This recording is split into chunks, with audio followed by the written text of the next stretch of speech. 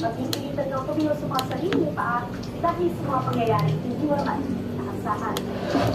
Wala pang kabuwang-buwang sa buhay si Joel Garcia nang mawala ng ina dahil sa aksidente. Sunod na pumanaw ang kanyang ama sa Pilipinas. Sa edad ng 9 anyos, huli nang lubos na sila Joel at ang kanyang ate.